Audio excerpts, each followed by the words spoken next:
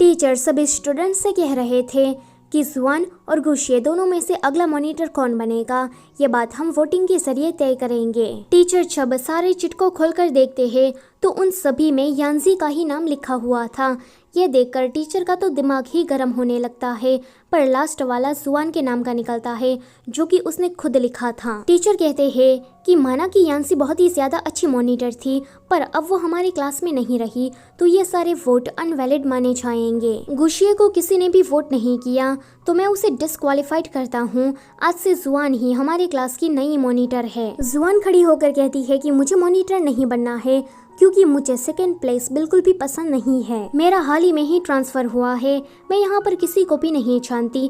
लगता है कि यांसी अच्छी मॉनिटर थी। ये सुनकर टीचर गुशिये से पूछते हैं कि क्या तुम्हें अब मॉनिटर बनना है, तो वो मना करती है। ये सुनकर टीचर को उन सभी पर काफी गुस्सा आता है। वो कहते हैं कि अगर किसी को भी मॉनिटर नहीं बनना था तो मेरा टाइम खाली फोकट में खोटी क्यों किया। आगे इनका पीई क्लास था, सभी लोग एक्सरसाइज कर रहे थे। कुछ लड़कियां टीचर से कहती है कि हम एक्सरसाइज नहीं करेंगे क्योंकि हमारे पीरियड्स आए हैं। ये सुनकर कुछ लड़के कहते हैं कि हमें भी एक्सरसाइज नहीं करनी है।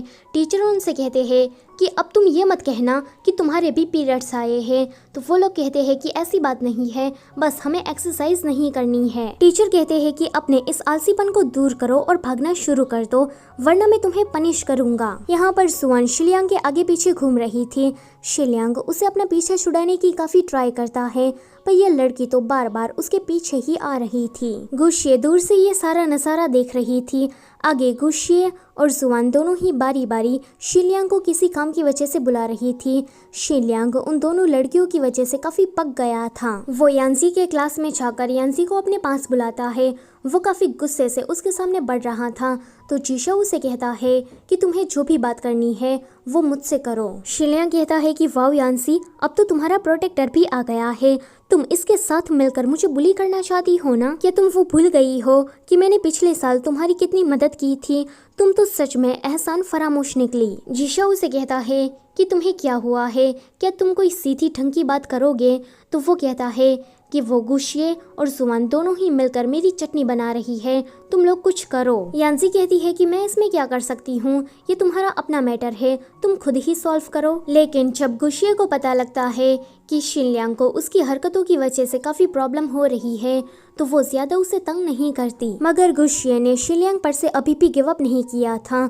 उसका ये गोल था कि वो शिलियांग को जुआन के पास नहीं जाने देगी। अगले सीन में शिलियांग बेचारा अपना चैन वैन उछाड़कर मुंह लटकाए हुए बैठा था क्योंकि ये जुआन नाम की बला तो हाथ धोकर उसके पीछे पड़ गई थी। पूरा दिन उसके आगे पीछे मंडराती रहती है, बेचारे को ठीक से बास्केटबॉल भी नहीं खेलने देती। अगले दिन यांसी सुबह उठकर कचरा फेंकने बाहर जा रही थी कि वो देखती है कि उसके सामने तो जीशा खड़ा है। वो जल्दी से वहाँ से भागने लगती है और इस चक्कर में बेचारी का चप्पल भी निकल जाता है। जीशा उसकी ऐसी हरकतों को देखकर काफी ज्यादा हंस रहा था। थोड़ी देर में यांसी तैयार होकर नीचे आती है एंड कहती है कि अगर तुम यहाँ आने वाले थे तो मुझे कॉल या मैसेज करके बता देते। तो वो कहता है कि मैं तुम्हें सरप्राइज देना चाहता था। फिर वो दोनों अपनी दूसरी डेट पर जाते हैं। जीशा उसे लेकर म्यूजियम में गया था। यांसी तो थोड़ी ही देर में बोरिंग फील करने लगती है, पर जीशा ये बात नोटिस नहीं करता। आगे वो उसे लेकर किसी फ्रेंच रेस्टोरेंट में जाता है। यहाँ पर यांसी को मेन्यू सिलेक्ट करने में काफी दिक्कत हो रही थी तो जीशा उसकी मदद करता है। वहाँ बैठी दो अंग्रेज लड़कियाँ जीशा को देखकर उस पर लाइन मारती है एंड उसे उसका नंबर पूछती है तो जीशा खुशी खुशी अपना नंबर उसे दे देता है। ये देखकर यांसी को जीशा पर काफी गुस्सा आता है कि मैं यहाँ पर उसकी गर्लफ्रेंड उसके सामने बैठी हूँ पर फिर भी ये दूसरी लड़कियों को नंबर दे रहा है। जीशा उसे शांत कराने के लिए पियानो बजाता है। यांसी इससे थोड़ी देर के लिए तो खुश हो जाती है पर घर आने के बाद काफी ज्यादा एग्जॉस्ट फील कर रही थी। गुशिये उसे पूछती है कि अब तुम्हें क्या हो गया? तो वो उसे कहती है कि आज मैं जीशाओ के साथ बाहर गई तो मुझे पता लगा कि जीशाओ और मैं काफी ज्यादा अलग है। वो मुझे लेकर म्यूजियम में गया जहाँ पर मैं काफी ज्यादा बोर हो गई।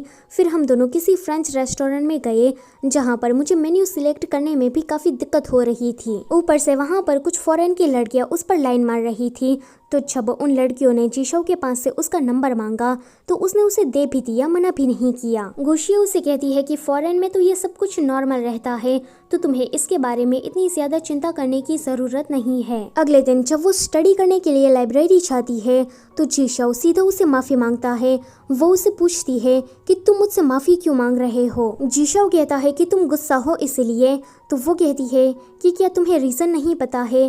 खैर जाने दो, अब इस बात का क्या फायदा। तभी ही वहाँ पर शिलियांग आता है जो कि जुआन की वजह से काफी गुस्से में था।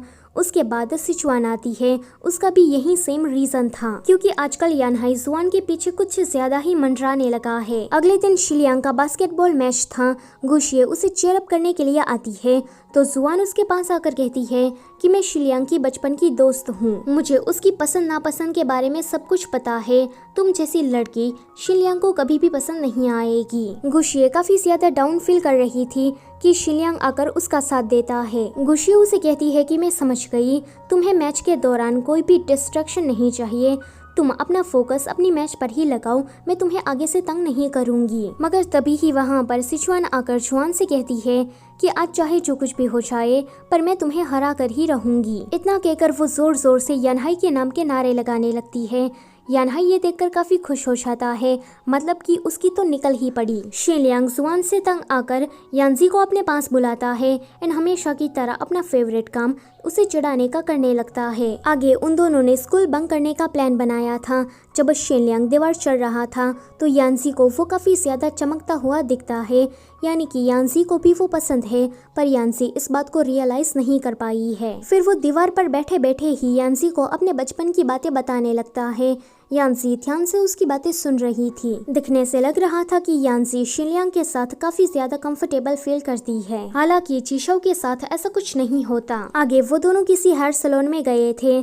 शिलियांग उसे कहता है कि जब जुआन के साथ में था तो जुआन मुझे हमेशा ही यहाँ लेकर आती थी। यानजी कहती है कि बचपन में जुआन हमारी बेस्ट फ्रेंड थी, पर उसने हमें ये बात कभी भी नहीं बताई। एक फ्लैशबैक में हमें दिखाया जाता है कि जब ये दोनों डेट कर रहे थे तो जुआन काफी पॉसेसिव टाइप की गर्लफ्रेंड थी। वो शिलियांग को किसी लड़की से बात करना तो दूर उसे देखने तक भी नहीं देती थी, यानी कि उसने उसे पूरा कंट्रोल में रखा था। प्रेजेंट में शिलियांग उसे कहता है कि जब मेरा पहला दिन स्कूल में था तो किसी लड़की ने मुझे प्रपोज किया था।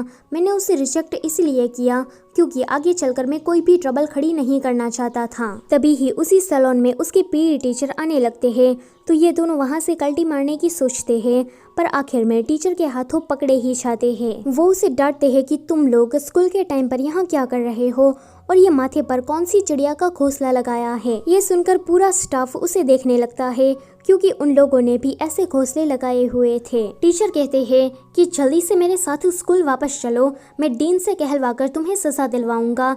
तो शिलियांग कहता है कि सर आप भी तो स्कूल के टाइम पर यहाँ आए हो ना, क्या आप ये चाहते हो कि मिस गो के सामने आपकी बेइज्जती हो जाए। पीटी टीचर कहते हैं कि अब क्या तुम मुझे ब्लैकमेल भी करने लगे।